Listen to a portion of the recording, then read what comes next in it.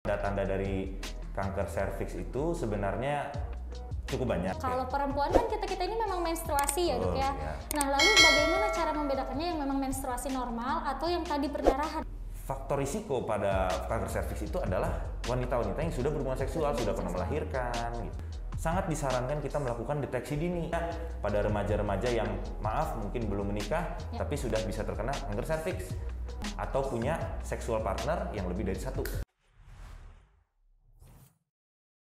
Halo Sobat Unggul semua, kembali lagi di Unggul Podcast. Kali ini kita akan membahas informasi-informasi kesehatan yang tentunya menarik dan sayang untuk kita lewatkan. Nah, untuk podcast hari ini kita sudah kedatangan dokter spesialis lagi dari Rumah Sakit Unggul Karsa Medika. Boleh memperkenalkan diri dokter? Nama saya Dr. Henry Jericho Marli Lumban Tobing. Saya dokter spesialis kebidanan dan penyakit kandungan. Dan saya mulai bertugas di Rumah Sakit Unggul Karsa Medika ini sejak Oktober 2021. Baik, kita hari ini sudah kedatangan dokter spesialis kandungan. Kira-kira kita akan bahas apa ya? Tonton sampai habis dan jangan lupa subscribe dulu channel kita. Nah, untuk hari ini kita akan membahas seputar kanker serviks yang tentunya sudah sering kali kita dengar, tapi sebetulnya apa sih kanker serviks itu? Nah, kita akan coba tanya-tanya ke dokternya langsung ya dok ya. Baik, untuk kanker serviks sendiri sebetulnya apa sih dok? Sebenarnya kanker serviks ini kita udah sering dengar ya, maksudnya udah mulai lebih sering kita dengar. Jadi yang disebut dengan kanker serviks itu adalah adanya pertumbuhan tumor. Tumor itu pertumbuhan yang berlebihan dari satu sel yang bersifatnya progresif, jadi cepat dan dia bisa menyebar ke organ-organ sekitar. Kalau disebut dengan kanker serviks artinya dia pertumbuhannya ada di leher rahim. Nah, yang disebut leher rahim ini kita harus tahu dia itu bagian sepertiga bawah dari rahim, jadi disebut dengan mulut rahim. Nah, itu bisa di dalam mulut rahimnya atau bisa di bagian luarnya, ektoserviks atau endoserviks. Oke, itu dia kanker serviks. Lalu dok, bagaimana sih ciri-ciri ataupun tanda dan gejala seseorang yang memang ada kanker serviks gitu dok? Oke, itu juga pertanyaan yang sebenarnya sangat informatif ya bagi kita semua ya. Jadi tanda-tanda dari kanker serviks itu sebenarnya cukup banyak. Kalau awal-awal deteksi dininya itu bisa kita ketahui dari misalnya ada keluhan keputihan. Iya. Nah, keputihannya itu kan sebenarnya bukan sesuatu yang aneh juga gitu ya, masih lumayan sering. Jadi bagaimana nanti kita membedakan antara keputihan yang normal dan keputihan yang mengarah ke kanker serviks. Kemudian keluhan lain itu adalah perdarahan dari kanker serviks. Kenapa perdarahan? Sebetulnya pada stadium awal dari kanker serviks belum ada perdarahan, jadi belum terlihat ada perdarahan dari daerah kemaluan. Namun biasanya orang dengan kanker serviks itu datang dengan stadium yang sudah lanjut, jadi terlambat, sehingga sudah terjadi tumor, sudah besar, sudah menyebar dan rapuh dia jaringannya sehingga mudah berdarah. Mudah berdarah. Betul. Baik, kalau tanda dan gejala dari perdarahan sendiri nih dok, kalau perempuan kan kita ini memang menstruasi ya dok ya. Nah lalu bagaimana cara membedakannya yang memang menstruasi normal atau yang tadi perdarahan gitu dok? Hal yang harus diingat dulu supaya ini semua wanita dan pria juga nggak ada salahnya untuk tahu menurut saya ya. Jadi yang disebut menstruasi itu adanya keluarnya darah dari organ reproduksi wanita. Itu terjadi, itu normalnya satu siklus 24 sampai 35 hari. Dalam satu kali siklus menstruasi. Nah, kalau misalnya langsung bisa bedakan ya dengan kanker serviks. Kalau dengan kanker serviks dia tidak per siklus. Jadi perdarahan itu bisa terjadi kapan saja.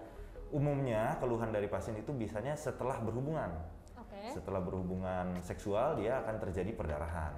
Kemudian ada keluhan keputihan tadi. Nah, terus kalau menstruasi biasanya durasinya atau lamanya itu menstruasi yang normal itu 5 sampai 8 hari. 5 sampai 8 hari. 5 sampai 8 hari, bisa 4 atau 5 sampai 8 hari. Nah, kemudian jumlahnya perdarahan pada satu kali menstruasi itu kurang lebih 4 sampai 5 pembalut atau kurang lebih 50 cc. Nah, kadang ada yang banyak hari kedua umumnya ya. Jadi ya itu masih harus kita perhatikan gitu, apakah ini masih normal atau tidak gitu. Karena kita lihat jumlah pembalutnya sih.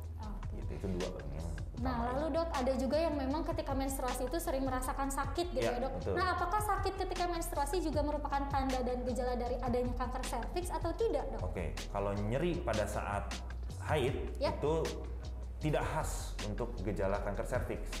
Jadi bukan khas gejala dari kanker serviks, tapi apabila kanker serviksnya itu sudah stadium lanjut tadi saya bilang, sudah menyebar ke beberapa organ sekitar dari rahim, mungkin saja terjadi nyeri perut. gitu, karena dia bisa saja sampai menyebar ke otot-otot di daerah panggul. Kemudian pada saat menstruasi terjadi kontraksi, semua ketarik gitu ototnya. Gitu, kurang lebih kasarnya begitulah. Jadi kalau sudah menyebar mungkin bisa terjadi. Ya, berarti kalau untuk perdarahan sendiri dan sakit sendiri, memang kita harus bisa membedakan mana menstruasi, mana jadwal kita menstruasi ya dok ya, dan mana sakit ketika menstruasi dan bukan sakit karena menstruasi gitu. Nah dok, lalu kan tadi disebutkan ya dok ya, kira-kira apa sih yang menjadi penyebab dari adanya kanker itu sendiri dok? Oke. Kanker itu kan ganas ya, beda sama tumor. Kalau tumor saja itu bisa kita bilang jinak. Oke. Kanker, kalau pada kanker serviks itu penyebabnya ada kita sebut virus infeksi dari HPV. HPV itu adalah singkatannya Human Papilloma Virus, dan yang paling sering ditemukan itu HPV nomor 16 dan nomor 18 yang menyebabkan kanker serviks. Nah, jenis-jenis nomor HPV yang lain bisa menyebabkan jenis kanker yang lain. Gitu. Jadi ya penyebab utama atau etiologinya adalah HPV. Dari virus itu sendiri. Dari virus, betul. Jadi kenapa bisa kena virus ya? Berarti harus ada berhubungan seksual. Gitu. Jadi faktor risiko pada kanker serviks itu adalah wanita-wanita yang sudah berhubungan seksual, sudah pernah melahirkan, gitu. Atau punya seksual partner yang lebih dari satu. Oh, kalau bergonta-ganti pasangan berarti ya dok ya? Gonta-ganti pasangan kan berarti lebih dari satu. Iya. Nah selain itu dok, kira-kira apalagi sih faktor risikonya gitu dok? Apalagi yang remaja-remaja nih, kira-kira bisa juga nggak sih dok terkena gitu dari kanker serviks itu sendiri? Oke, berdasarkan faktor risiko tadi yang sudah disebutkan, remaja zaman sekarang mungkin sudah ada perbedaan zaman mungkin ya. Jadi ya mengenai keterbukaan terhadap informasi secara global ya, jadi dengan internet begitu mudah, jadi mungkin saja pada remaja-remaja yang maaf mungkin belum menikah tapi sudah bisa terkena kanker serviks. Biasanya pada umur-umur belasan atau mungkin 20 awal, kanker serviksnya itu stadium awal misalnya pun terkena gitu apabila sudah berhubungan seksual gitu ya. Nah caranya kita bagaimana nih taunya apakah ini sudah ada kena kanker serviks atau belum? Sangat disarankan kita melakukan deteksi dini. Jadi kontrol ya, deteksi dini pada kanker serviks itu program nasional, kita juga turut berpartisipasi gitu ya. Bagusnya dilakukan pemeriksaan deteksi dini kanker serviks, itu bisa melakukan dengan pap smear, bisa dengan IVA test, atau yang lebih lanjutnya misalnya kolposkopi. Gitu. Jadi ya deteksi dini kanker serviks pemeriksaan rutin gitu, bisa setahun sekali, bisa 2 tahun sekali, paling terlambat paling lama itu 3 tahun sekali. 3 tahun sekali. Baik, kalau untuk pemeriksaan sendiri dok, sebetulnya di usia berapa atau kapan sih waktu yang tepat kita untuk melakukan pemeriksaan itu sendiri? Sebetulnya orang sadar kanker serviks ini kan sebaiknya lebih cepat lebih baik ya, deteksi namanya juga deteksi dini. Jadi apabila remaja bisa disarankan dari umur 9 sampai 25 tahun, jadi sampai usia reproduksi boleh. Itu salah satu program pencegahan primer dari kanker serviks.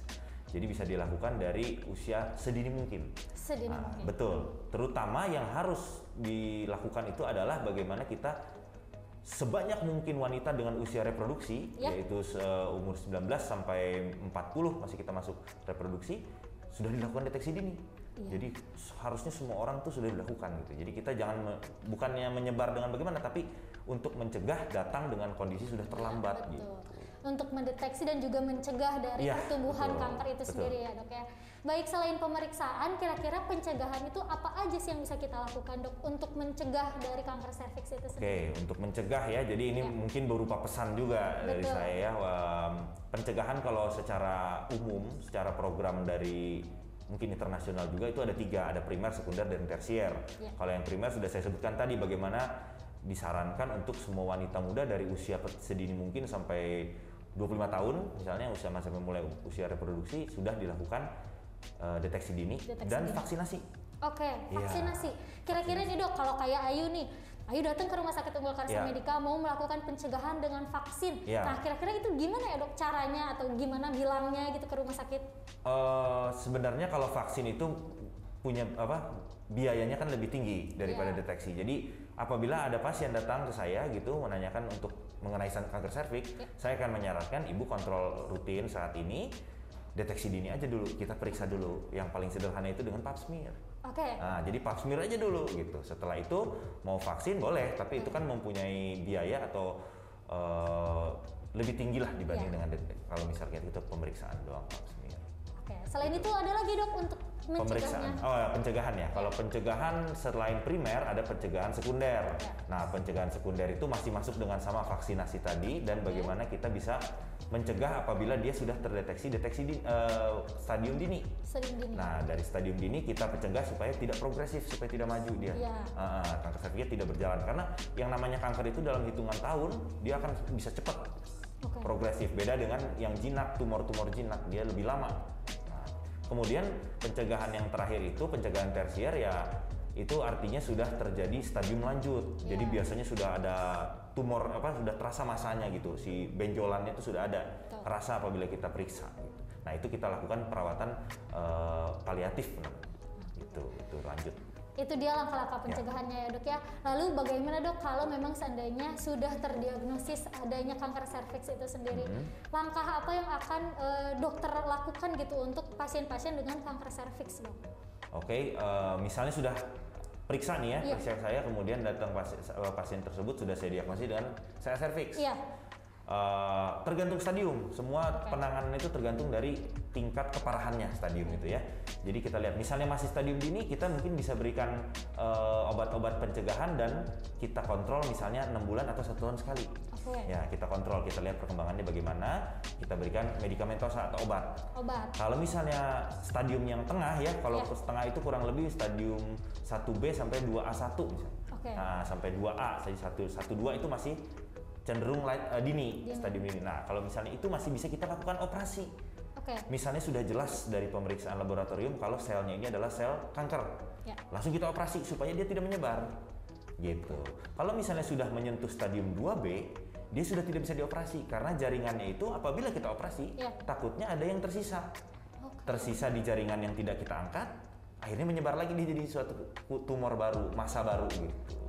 Jadi ya ada memang secara ketentuan, secara keilmuan dan secara persetujuan dari organisasi internasional yang kita setujui untuk dilakukan operasi sampai ke stadium berapa.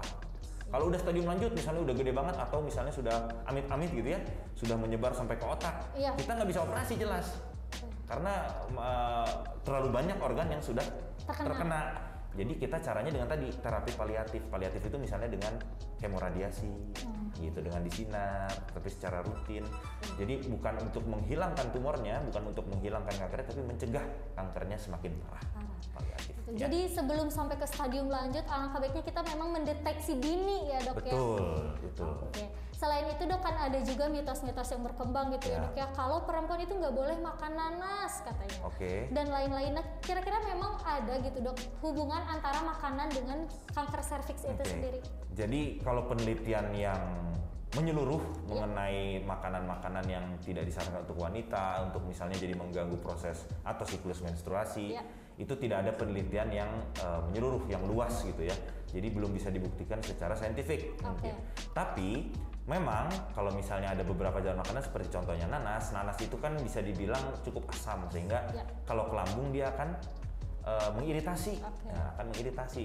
Jadi pengaruhnya mungkin apabila kita makan nanas yang berlebihan dengan kondisi lambung kosong, bisa saja lambung teriritasi. Iritasi lambung bisa menyebabkan adanya kontraksi. Oke. Gitu, ada gerakan pada rahim. Nah, itu bisa jadi mules. Misalnya mulesnya bukan dari saluran pencernaan tapi dari rahim. Gitu. Jadi ya belum ada bukti ilmiah gitu. Tapi ya masih bisa kita praktikkan di hari-hari. Tapi tentunya kalau dokter mungkin tidak utamanya menyarankan yang alternatif seperti itu. Gitu. Selain itu dok ada juga mitos yang beredar kalau katanya pakai sabun kewanitaan juga itu Ya. berbahaya, bisa Ya. menyebabkan kanker. Itu benar atau tidak?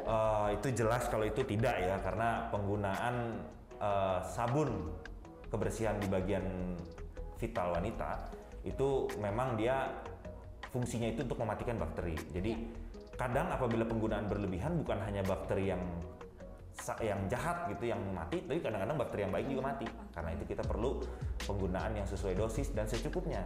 Kemudian kalau dibilang jadi kanker serviks, enggak dong, kan udah jelas penyebab dari kanker serviksnya itu adalah tadi virus infeksi apa itu.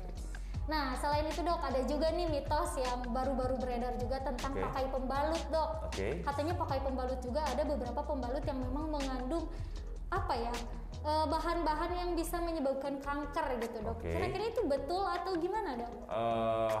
sama itu menurut saya ya, jadi belum ada penelitian di Indonesia terutama belum ada mengenai pembalut-pembalut merek tertentu gitu ya, yang menyebabkan sel serviks. Jadi belum ada penelitian. Balik lagi, penyebabnya pasti infeksi virus. Jadi kalau misalnya suatu pembalut terus dia bikin sel-selnya jadi ganas, tidak mungkin menurut saya. Secara ilmiah belum bisa dibuktikan. Belum bisa dibuktikan. Ya, betul. Berarti memang ada langkah-langkah khusus ataupun cara-cara khusus tidak dok untuk merawat organ kewanitaan supaya tidak terkena kanker serviks itu sendiri, kira-kira ada nggak dok? Oke, karena ini berhubungan ya tadi ya dengan kanker serviks, dengan siklus menstruasi tadi sempat dibahas sedikit.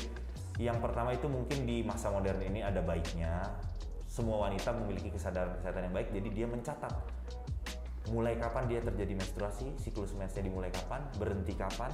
Itu sangat membantu, bukan hanya untuk tenaga medis, tapi juga untuk pasien. Misalnya pasien sedang merencanakan misalnya program hamil gitu ya, jadi dia bisa mengetahui masa subur. Itu mudah kok sekarang bisa kita temukan di aplikasi sebenarnya. Gitu. Jadi saran-sarannya juga untuk mencegah sel serviks ya tadi, hindarilah kalau bisa multiple sex partner. Nah, jadi kita kalau bisa satu aja. Setia ya dok ya? Setia gitu, setiap tikungan ada. Bukan dong, bukan dong. Oh bukan ya, maaf ya.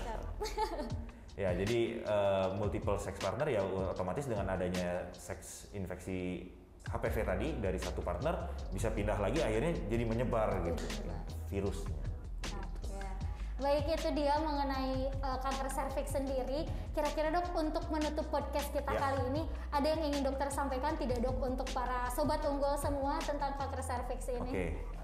Kanker serviks itu memang kalau stadium awalnya itu memang seperti diremehkan.